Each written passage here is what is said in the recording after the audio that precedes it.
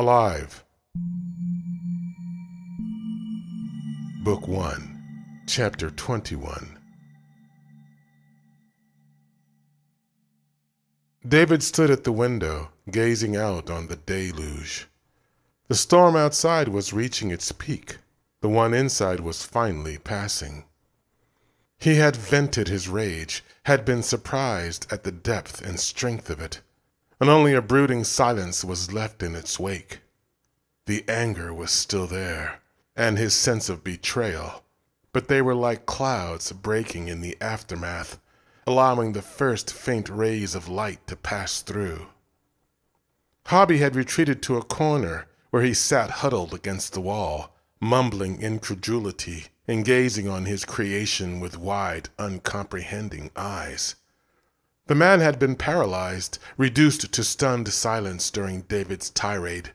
Now it was over, but the impossibility was still standing there, gazing out the window of his study. The boy's face was framed in silver-gray light and the intermittent flashes of distant lightning. It was the face of his son, or what his son might have looked like had he lived. But he hadn't. He died, long before the first replica had been constructed. Hobby shook his head to clear his thoughts. When he finally spoke, his voice was weak and paper-thin. "You're not my son," he said. "You can't be. I saw him buried." David did not respond at first. He placed a hand against the window and pulled it away. There was a faint print left there. "Then who am I, Father?" he said. His eyes still set on the trace of himself against the window. "Don't call me that," Hobby said, desperately seeking a rational explanation. "You're some kind of clone or something, some cruel trick." David turned to cast an unforgiving look on the man. "A trick?" he said, stepping away from the window. He pointed at his silent sibling sitting on the couch, watching their exchange in detached curiosity. "Like that?" David said. "Like building a creature to burn with a love that will never be returned, so that every moment of his life is a torture, just to be with her?" "Her," Hobby repeated the word. "Who are you talking about?" David ignored the question and walked to where Hobby lay, crumbled in a corner. He stood over the man. "Or is it like a book by a certain Dr. Alan Hobby?" he said. "A book that tells how a robot can become real. A book that never really existed, but that brought the boy back to a trap, where he was told everything he believed in was a lie, where everything he loved was torn away from him and left him defeated and alone, so that all he could think of is ending the pain. So he jumped. He jumped!" David's voice hitched. He stopped and wiped a tear from his face. "Is that the kind of cruel trick you mean, Father?" Understanding finally came into Hobby's face. David gazed down on the man with hard, accusing eyes. "No, I'm not your son, Professor Hobby," David said. "But I am your child, the child of your mind, the first of my kind." "Impossible!" Hobby yelled. He slithered away, pressing back against the wall, his mind grasping for a hold on reality. David followed and leaned over the man until their faces were just breaths apart. "Remember what you told me?" David said. "That you wanted to see just how far my imagination would take me, remember? You wanted to know if I would come to the logical conclusion that the blue fairy wasn't real, that she was just part of some human flaw, to believe in things that can't exist. Or would I gain that unique human ability to chase down my dreams? Well, I came back to tell you she does exist, Professor. And here I am, chasing down my dreams." It was inconceivable, impossible. Yet Hobby found himself reaching up slowly to place his hand against the cheek of the boy with the face of his son. He felt the warmth of the skin, the heat of the boy's breath on his palm, the soft rhythm of the young heart beating beneath the flesh, and the thousand little human intricacies that he had spent a lifetime trying to duplicate. The boy was real. Hobby yanked his hand away. "I don't believe in miracles," he said. "Then I must not be here," David replied. He stood and pointed at the man's desk. "Go ahead, call security," he said. "When they come to find you alone with your toy, then you'll know it was just all a dream, and you can go back to your life and pretend it never happened. Or maybe they will find you here with a boy, a very real boy, who looks just like your son, but has no birth record, no parents, no genetic code that links him to any other living being. And you can just have them take him away, to be shut in a little room, to be examined and experimented with, to grow up in a cage, to be a lonely, broken man, while you go on building more." Hobby rose shakily to his feet. "I will not have my work judged by some con artist, some imposter," he said. He moved across the room, giving wide berth to David as he made his way to his desk. David watched him with challenging eyes. "Have I suffered enough yet?" he said, as Hobby placed his hand on a comm unit.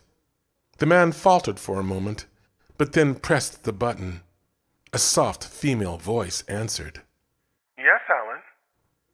Hobby said nothing at first, just stared at David, transfixed, jaws clenched. The boy who should not be returned his gaze fearlessly. "Alan, are you there?" "Grace," Hobby said, as if suddenly woken from a dream. Is Mario around?" "Sorry, but I think they wrapped up for the day. Did you try the lab?" No, Hobby faltered again. "Have there been any security reports? Anything strange?" "Nothing I know of, Alan, but I can check if you like. Is everything okay?" "Fine," Hobby said, looking hard at David again. Something in his face softened. "Never mind, Grace, and I don't want to be disturbed for a while."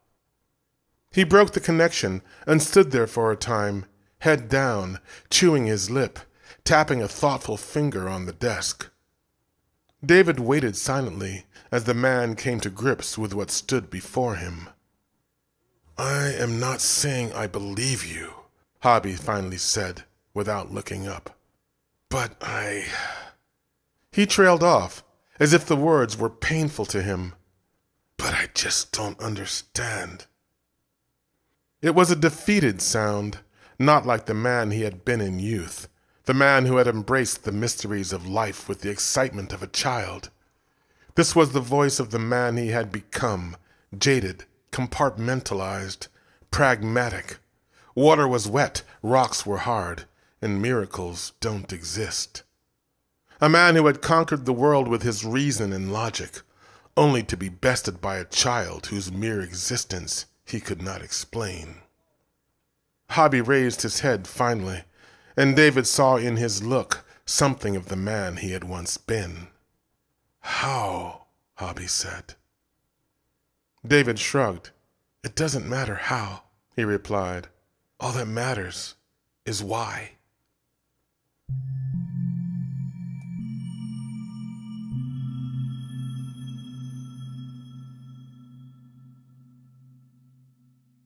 He's just a man after all, David thought, as he watched his creator pacing to and fro, face lit up like a boy who wakes one Christmas morning to find a gift more grand than any he could have ever wished for. David had allowed himself to be scrutinized with one of the handheld scanners the man always kept nearby. They were only cursory examinations, lasted only a minute, but that had been enough. Now Hobby was going on, asking the same questions over and over, dissecting the answers carefully, rambling on about ramifications and potentialities, myths and science, quantum theory and consciousness studies. "We're in completely new territory here," he said, his hands pressed to his temples, his eyes alight with a sense of wonder he'd not felt since he'd built his first simulator. This was a new realm, one he had never imagined possible, and his scientific mind could not stop trying to chew it into small, digestible bits. Perhaps David's repeated request had acted as some type of mantra, he suggested. "I've seen studies that validate the effect of consciousness on material objects," he explained. "Mantra?" David inquired. But the man had already launched into another rambling train of thought and didn't hear him. No living creature is capable of sustaining that level of focused attention for so long. Even trained Orga are only capable of, 10 hours? 24 hours? They all have to sleep. But you, David, 2 years of non-stop concentration. Yes, that must have something to do with it. David had explained meeting the Blue Fairy, but had not said where. He had not told Hobby of the living statue beneath the waves, or of the secret place of his transformation. Some intuitive part of his subconscious told him that this must be kept secret. But he did try to answer the man's many questions. What did it feel like? What was your frame of mind at the onset of the change? Is anything new or different about your thinking? Hobby had inquired. But David really had no frame of reference. "All I know is I'm here, and I'm alive," he said. Hobby stopped pacing, a disappointed look on his face. "There must be more than that," he said. "There has to be some way to duplicate—" He stopped suddenly and gazed around the room, like he was checking to see if anything had changed, as if he feared that the walls of the room might have magically morphed into some location from his childhood, and then he'd realized that it had all been just a crazy dream. But he was still in his study. The unimprinted mecha child still sat watching with a lifeless smile, and the impossible boy was still here, looking at him expectantly. Hobby laughed. "I can't believe this is really happening," he said. "It is," David said. "But this is not why I came, Father. Can I call you that now?" Hobby turned and eyed the boy hesitantly. His excited smile dimmed for a moment. Then he straightened his back and took a thoughtful breath. "Why not?" he said, at last. "After all, you are my creation, or at least you started off that way. If this is all real, then I guess I must be that." "And I have a mother, too," David said. Hobby was confused for a moment. He pondered the comment as if it might be some grand metaphor he had to decipher. Then he understood. "Monica Swinton," he said. If David had ever thought his love for her had faded, he now knew he was wrong. Just the sound of her name coming from another person's lips validated his love and filled him with a pang of longing that he had not felt since his long isolation beneath the waves. "Mommy," he said, feeling a pang in his chest and his eyes beginning to water. Her love would never leave him. Hobby heard the depth of emotion in David's voice. His face grew grim, and he turned away, shaking his head. "What?" David said, rising to his feet. "What's wrong?" "She's not the same, David," Hobby said, his back to the boy. He couldn't look. If the imprinting was still active, then he knew what the news would do. "There were some complications," he explained. "Complications?" David repeated the word. It was clinical, neat, explained nothing. "What happened?" he said. Hobby finally turned to face the boy.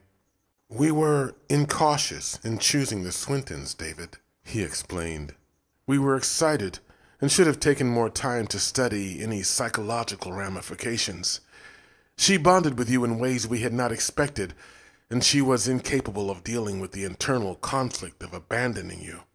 You were just a machine, but when she was told you'd be dismantled—" Hobby stopped himself and made an apologetic smile. "I mean to say, to us, David, you weren't really—" "I don't care about that," David said urgently. "What's wrong with my mommy?" "She's had a breakdown, David," Hobby said. Martin's words came back to David. You almost drove her crazy. She kept looking for you for months. She'd come back crying and dirty from walking through the woods. They had to drug her to keep her from hurting herself, and it was all because of you. He had wanted to believe the words were just a ruse, a trick to keep him away, but Hobby had confirmed their truthfulness. David began to pace the room, wringing his hands. "I've got to get to her. She needs me now," he said. He turned to face the man who had created him, the man he could now call father. "You've got to get me to her," he said. Hobby approached David, his hands held out in a plea for calm. "David, this is not a good thing. Not right now. She couldn't handle the—" Hobby stopped and rolled his eyes. "Dear God, for her to see you like this? Flesh and blood? No, no, no, David. It would destroy what little sanity she has left." "I need to see my mommy," David screamed. "She's the only reason I came back." "David, she's not your mother." The word struck David like a slap in the face. He fell silent. Hobby stepped away and covered his mouth with a hand, knowing he had said the wrong thing, or the right thing, in the wrong way. He had not meant to yell. He had not meant to cause the reaction he now saw in David's face. The light was going out, like it had that night so long ago, when he had told his mecha child that the blue fairy was just a dream, just a fantasy for children and fools, and that he would never see his mother again. Now this boy, this amazing boy, who had somehow crossed the boundaries of reality to become flesh, was having his heart broken again. Hobby reached out and grabbed the boy, grabbed his son by the shoulders. "Please understand, David. She has a child, a son. She has a family that—" "No!" David yelled and yanked free, his face red and eyes burning. "Not this time. I'm not letting you do this to me again." He did not want to be like this. He did not want to let his emotions control him. But her love was at the core of his being. It was his sole motivation. Without her, well, he simply would not let that happen. His fight was back, his purpose. "You brought me into this world for one purpose," David said. "And it's all I know, all I care about. I can't even understand how you Orga live the way you do. And I've seen you. I've seen the world you created in a way I could have never understood before. I'm one of you now, and I still don't get it. Why? Can you tell me, Father?" Hobby shrugged, trying to understand. "What, David? Tell you what?" "All of it!" David yelled. He gestured towards the room. "This," he said. Then to the silent robot boy on the couch. "That," he said. The array of charts and readouts on the walls, the machinery on the desk. "Those!" He pointed to the darkening view outside the window, the wonderful, terrible, incomprehensible world that lay beyond. "The abandoned children in the forest," he said. "The crazy men roaming free, the crooks and the liars and the scams and the greed.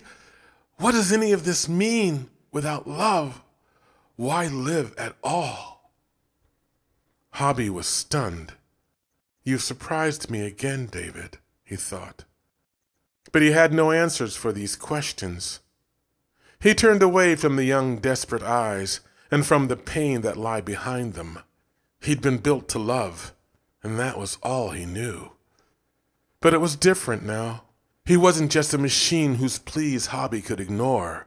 He wasn't just a toy to distract some childless woman from her loneliness. "How can I do this?" he thought.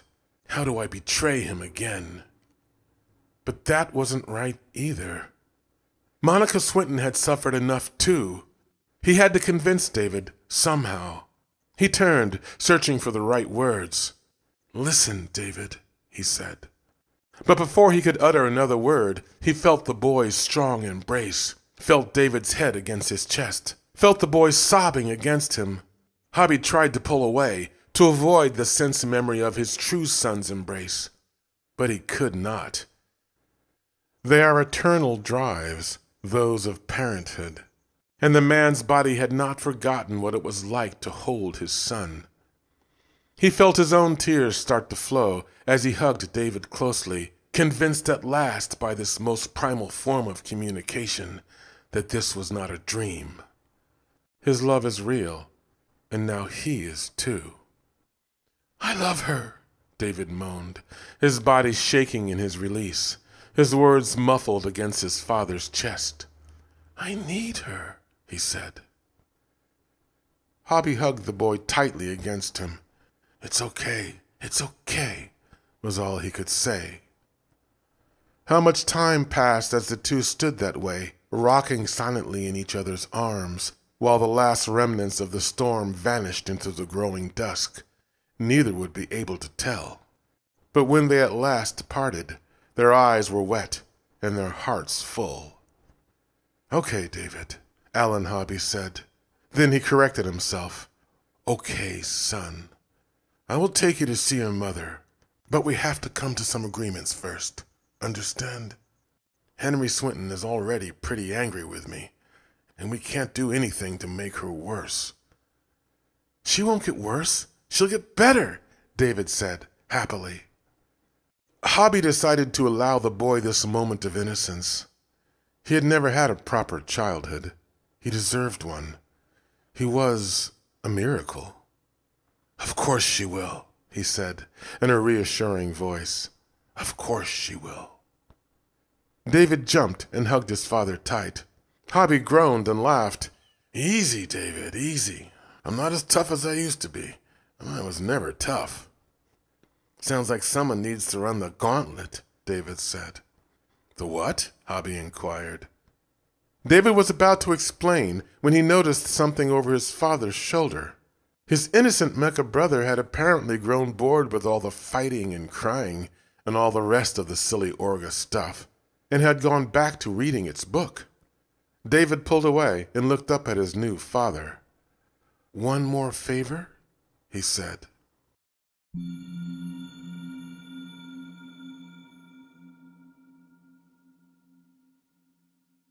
Dinner was silent again. Hero slurped up a spoonful of soup loudly and smiled at his wife. He was hoping she might laugh and that he would see her happy again, but she only rolled her eyes. "You eat like pig," she said. "You've never even seen a pig," he responded. "It's just a phrase," she said. It had been going on like this ever since they had been chased away from the Cybertronics building. "We had to leave, my angel," Hero said, knowing what was on her mind. "We'll go back," he assured her. "When?" she said. "When it's too late to help him?" "Please, Chiyoko," he said. "You have to understand that." But he was interrupted by a whirring noise growing outside the cabin. They both looked at each other, knowing who it must be. "Police!" they said, in unison. They rose and rushed up to the deck. A craft was descending between the dark skyscrapers where they had anchored for the night. It was a passenger copter, lit up against the night sky. When it finally alighted on the water near the boat, they saw the Cybertronics logo. Hero noticed what Chiyoko was hiding behind her back. "Are you crazy, woman?" he hissed. "Put that gun away. Let me do the talking." "You talk too much," she said. But they were both stunned when the door slid open and David emerged, smiling and waving. There was a man with him. It didn't take either of them long to see the resemblance. Nor did they miss David's stunning resemblance to the other boy with them, the one with the flat, disconnected smile. "Permission aboard!" David yelled. "I have someone I want you to meet."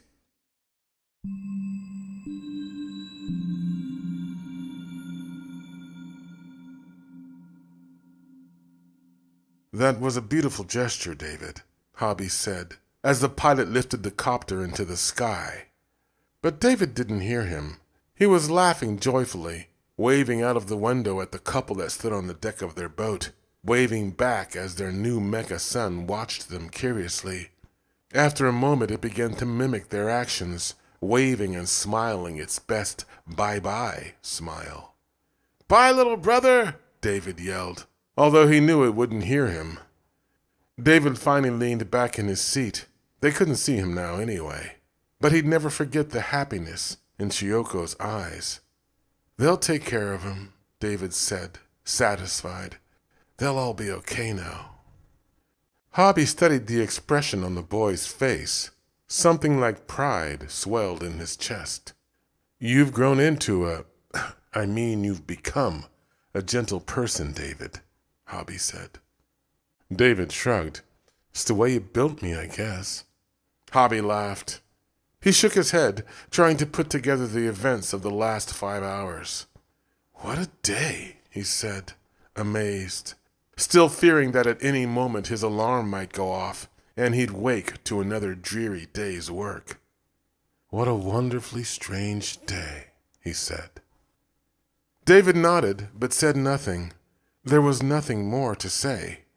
Neither of them spoke again as the craft flew over Old Manhattan, past the Weeping Lions, and back to the landing dock in the building that David was, at least for tonight, calling home. Dinner was waiting, and a bed had been set up for him by his new friend Alfred.